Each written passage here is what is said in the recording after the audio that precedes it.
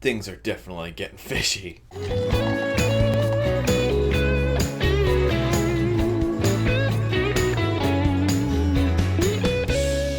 Hey guys, so this is my review for episode 6 of Westworld, and things are definitely getting interesting now.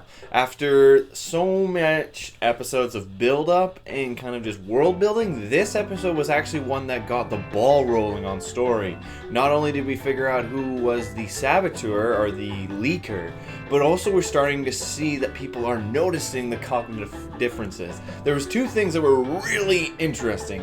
One, Thaddeus Newton's character basically knows exactly what's going on, and one of the butchers basically has explained to her everything, and she was able to tweak herself.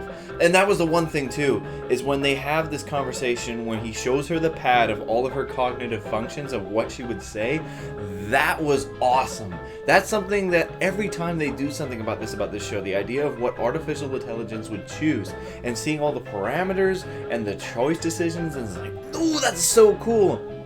Way beyond my intelligence level, but the fact that they're showing this at the very core level of even cognitive decisions of choice of speech was so interesting to see.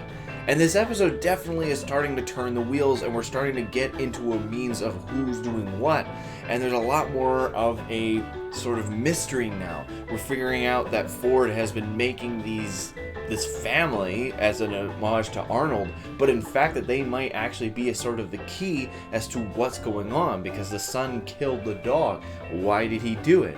We're also starting to figure out that Jeffrey Wright's ex-lover now, was one of the main people on the board, has actually been leaking stuff out. She's self-sabotaging the company, but why would she do that when she's in the position that she is?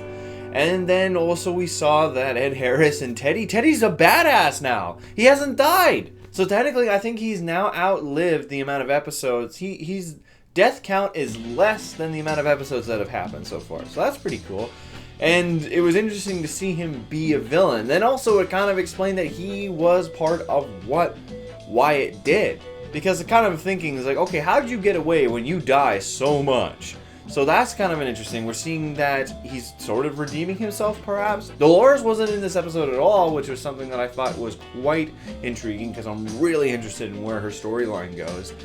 And we also didn't see what happened to Ben Barnes. Something that my dad and I talked about in that last episode was just before he was taken away, we saw an etch of a smile. So wondering if that's possibly part of the reason why he was taken, is that he's actually seeing his friend become what he wants him to be, a ruthless person. So, again, we're still waiting to see if one of these robots will kill someone. We haven't seen it yet. Thaddeus Newton threatened one of the butchers, but we don't know if she could actually follow through with it.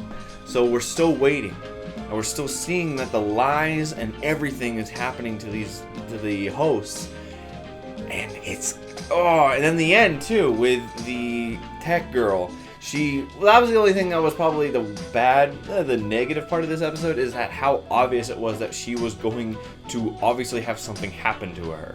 Otherwise, though, I still really enjoyed this episode. I think it was a really intriguing episode, and it's a build-up, and I cannot wait for episode 7. I'm going to give this episode a 6 out of 7.